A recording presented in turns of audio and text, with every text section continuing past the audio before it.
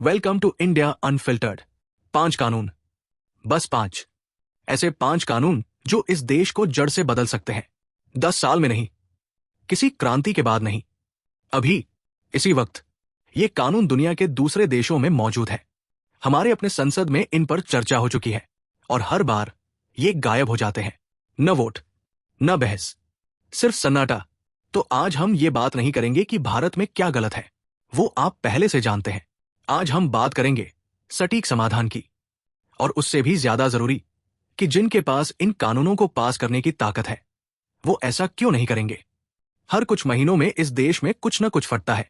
कोई घोटाला, किसी पत्रकार की गिरफ्तारी, चुनाव का ऐसा नतीजा जिस पर सवाल उठते हैं। किसान की मौत, एक छात्र जिसकी जिंदगी बर्बाद हो गई क्योंकि किसी ने उसका एग्जाम पेपर बेच दिया। और हर बार वही चक्र चलता है, गुस्सा, ट्रेंड, फिर सब भूल जाना। कुछ नहीं बदलता, लेकिन असली बात कोई नहीं बताता। बदलाव इसलिए नहीं होता क्योंकि सिर्फ भ्रष्टाचार है, ऐसा नहीं। भ्रष्टाचार हर जगह होता है। असली वजह यह है कि हमारे पास भ्रष्टाचार को सजा देने का सिस्टम ही नहीं है। जो लोग सच उजागर करते हैं उनके लिए कोई सुरक्षा नहीं। ताकतवर लोगों को पारदर्शी बनाने का कोई कानून नहीं। चुनावों को जवाबदेह बनाने का कोई असली तंत्र नहीं। हमारा सिस्टम टूटा हुआ नहीं है, हमारा सिस्टम जानबूझकर अधूरा रखा गया है। और ये अधूरापन कोई गलती नहीं है। Law 1, whistle blower protection. सबसे बुनियादी कानून, विसल ब्लोअर सुरक्षा। भारत ने 2014 में विसल ब्लोअर्स प्रोटेक्शन एक्ट पास किया था। सुनने में अच्छा लगता है, लेकिन सच ये है इसे कभी लागू ही नहीं किया गया। संसद से पास होने के बाद भी ये कागज पर पड़ा है, बिल्कुल बेकार। 2015 में इसमें ऐसे बदलाव प्रस्तावित किए गए जो इसे पूरी तरह कमजोर कर देते। राष्ट्रीय सुरक्षा के नाम पर किसी भी जानकारी को उजागर करना गैरकानूनी बनाया जा सकता था। और ये दायरा इतना बड़ा है कि इसमें कुछ भी आ सकता है। व्हिसल ब्लोअर कौन होता है? वही आरटीआई कार्यकर्ता जो मिड डे मील घोटाला पकड़ता है, वो जूनियर अफसर जो टेंडर में धांधली देखता है, वो नर्स जो अस्पताल में फर्जी रिकॉर्ड पकड़ती है। ये लोग सच सामने लाते हैं और फिर भ्रष्ट अधिकारी के साथ कुछ नहीं होता। सब कुछ इन्हीं के साथ होता है। Satyendra Dubey, IIT Kanpur, golden quadrilateral project में भ्रष्टाचार पकड़ा।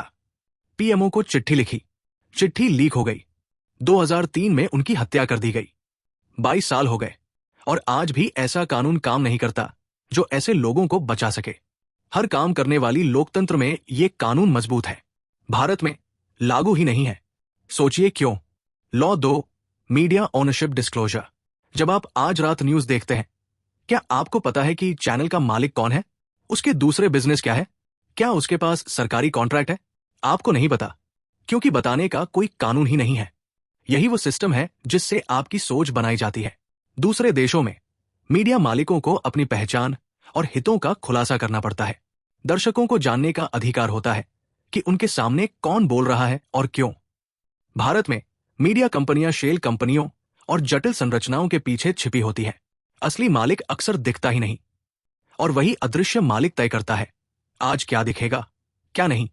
इलेक्टोरल बॉन्ड डेटा ने दिखाया कि बड़े दान देने वालों में कई ऐसे थे जिनका मीडिया पर प्रभाव था। ये संयोग नहीं है, ये सिस्टम है। एक साधारण कानून जो कहे अपनी पहचान बताओ, सब बदल सकता है। फिर भी ये कानून आगे नहीं बढ़ता। सोचिए क्यों। Law 3, electoral reform. सबसे महत्वपूर्ण, चुनाव सुधार। 3 बड़ी समस्याएं हैं। पहली, आपराधिक पृष्ठभूमि वाले उम्मीदवार। आज 40% से ज्यादा सांसदों पर केस है। सुप्रीम कोर्ट ने कहा कानून बनाओ, संसद ने नहीं बनाया क्योंकि वही लोग प्रभावित होंगे। दूसरी, चुनावी फंडिंग। इलेक्टोरल बॉन्ड ने पारदर्शिता नहीं, गोपनीयता बढ़ाई। एक सही कानून डोनेशन सीमित करेगा, तुरंत खुलासा कराएगा और कॉर्पोरेट फंडिंग पर रोक लगाएगा। तीसरी, चुनाव आयोग। जो चुनाव कराता है उसका प्रमुख सरकार नियुक्त करती है, यानी रेफरी को खिलाड़ी चुन रहा है। सुप्रीम कोर्ट ने प्रक्रिया बदलने को कहा, फिर कानून बदलकर सरकार ने खुद को और नियंत्रण दे दिया। जब चुनाव निष्पक्ष नहीं होंगे, लोकतंत्र भी नहीं होगा। सोचिए क्यों। Law 4, right to recall. आप 5 साल में एक बार वोट देते हैं, फिर सिर्फ देखते रहते हैं।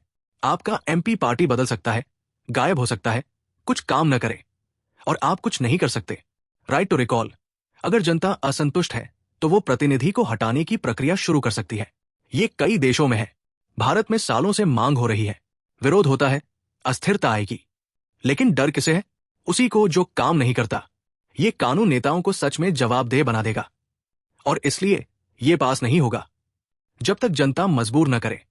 Law 5, judicial appointments reform. सबसे गहरा मुद्दा, न्यायपालिका। आज जजों की नियुक्ति एक छोटे समूह, कोलेजियम, से होती है। सरकार देरी कर सकती है, नाम रोक सकती है, और करती भी है। नतीजा, दबाव में काम करती न्यायपालिका। जरूरत है एक पारदर्शी, स्वतंत्र आयोग की, जिसमें सरकार का पूरा नियंत्रण न हो। जब अदालतें मजबूत होंगी, बाकी सब ठीक हो सकता है। जब अदालतें कमजोर हो, कुछ भी नहीं बदलेगा। और इसलिए यह सुधार हमेशा टाला जाता है। सोचिए क्यों। 5 कानून, व्हिसल ब्लोअर सुरक्षा, मीडिया पारदर्शिता, चुनाव सुधार, राइट टू रिकॉल, न्यायिक सुधार। इनमें से कोई भी असंभव नहीं है।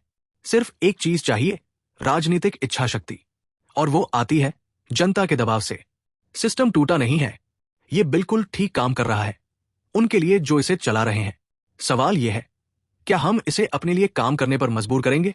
अब आपको पता है क्या बदलना है, क्यों नहीं बदल रहा, ये भी पता है।